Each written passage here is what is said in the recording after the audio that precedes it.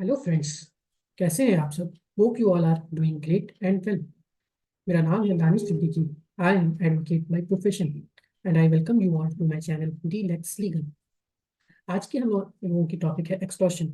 सो इसको हम लोग without wasting any sort of time start करते हैं एक्सटॉर्शन के बारे में। फॉर कॉन्सेप्चुअल क्लैरिटी, इसको हम लोग बेसिक समझते हैं कि एक्सटॉर्शन क्या होता है और किस तरह से ये कमिट किया जाता है।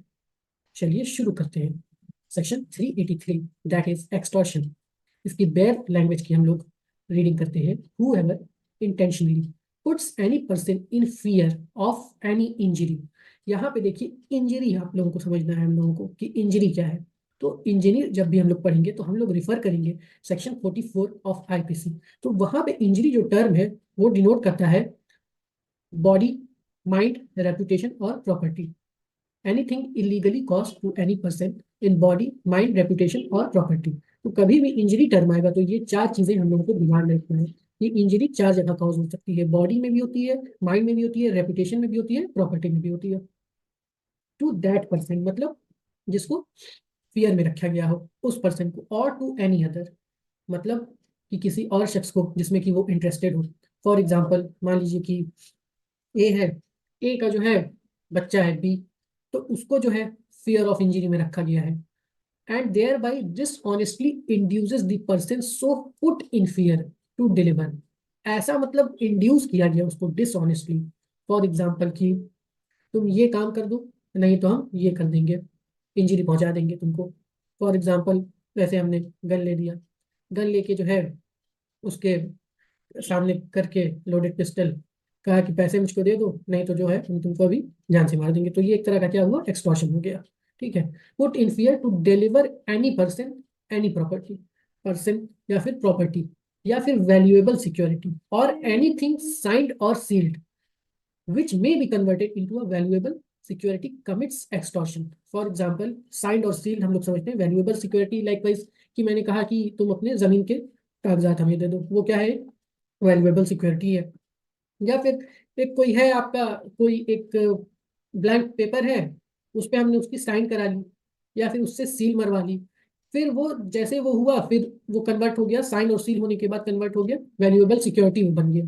तो उसको हम फियर ऑफ इंजरी डालने के बाद डिसऑनेस्टली इंड्यूस किया जाता है, इसको पूरा फियर ऑफ इंजरी डाला जाता है कि ये सामान डिलीवर कर दो, तो वो क्या हो जाता है, ऑफेंस ऑफ एक्सटॉर्शन बन जाता है।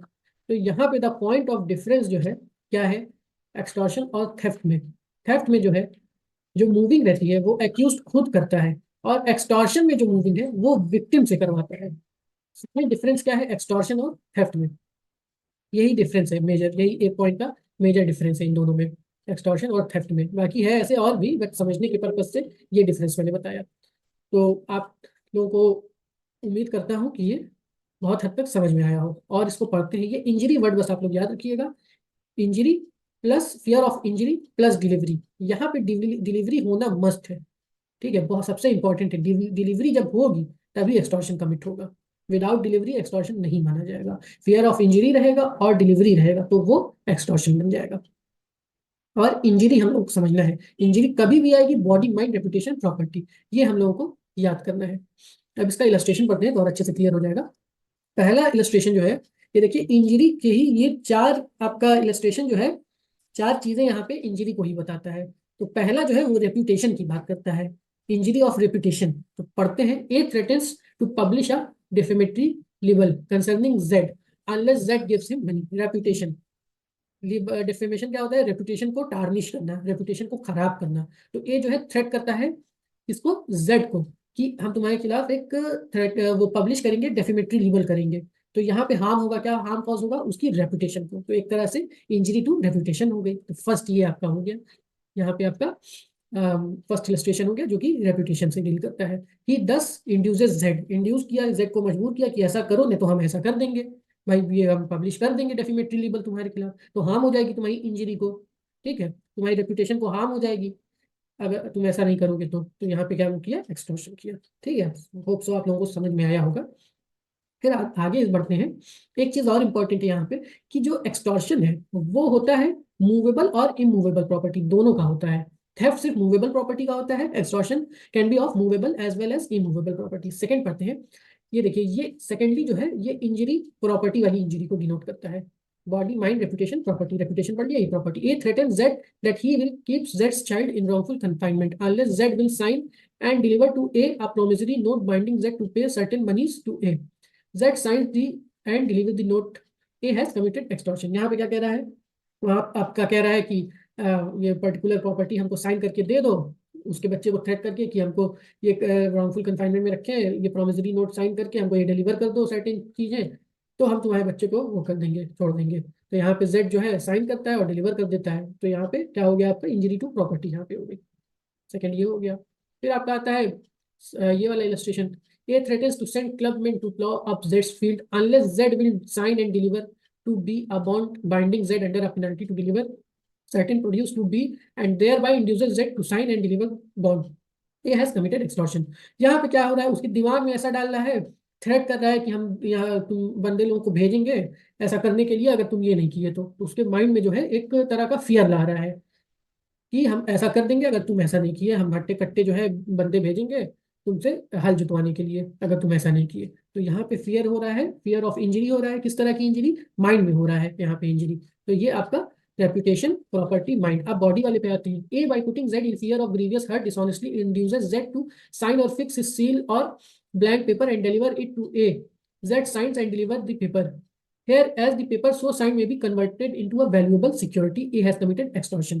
तो यहाँ पे देखिए वो आपका दो चीजें यहाँ पे कवर कर रहा है। ये पहला जो लास्ट में हम लोग पढ़े थे, वैल्यूएबल एनीथिंग साइंड और sealed which may be converted. तो यहाँ पे मान लीजिए ये ब्लैंक पेपर है, साइंड हो गया तो ये कन्वर्ट हो गया वैल्यूएबल सिक्योरिटी में। प्लस ये by A by putting Z in fear of grievous hurt, यहाँ पे ग्रीवियस हर्ट का फियर दे रहा है, तो ये एक तरह से इंजरी टू बॉडी होगी। ठीक है, तो ये आपका सारा एस्पेक्ट यहाँ पे कवर हो गया। ठीक, आपका reputation property mind and body.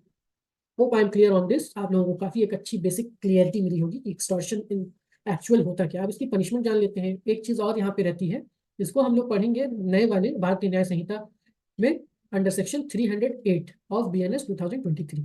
ये हो गया। अब आगे हम लोग बढ़ते हैं। पनिशमेंट, इसकी पनिशमेंट आपकी हो गई 3 years और फाइन और with both either description imprisonment. ठीक है, फिर 385 हो गया।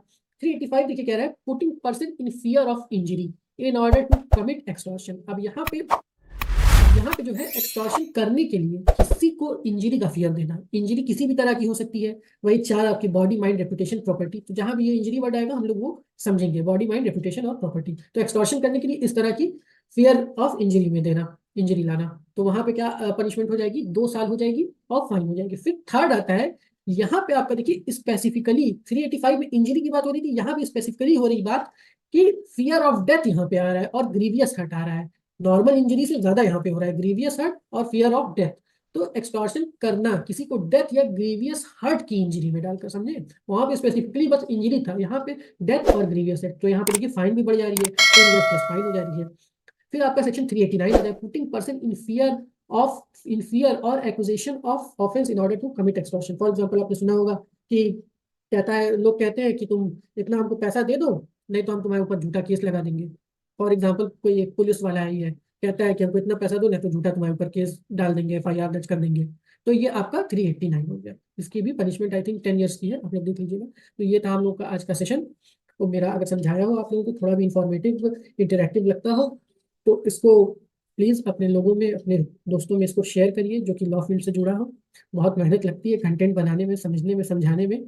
तो आप लोगों से मेरी रिक्वेस्ट है कि प्लीज़ इसको सपोर्ट करें, support in the sense like share and subscribe करें, और लोगों से भी इस चैनल से जुड़ने के लिए कहें। फिर आपसे नेक्स्ट सेशन में मिलते हैं, and don't forget to like, subscribe and share. Meet you in the next session. Till then, stay connected, stay motivated. Thank you to all of you. Meet you in the next session. Bye bye.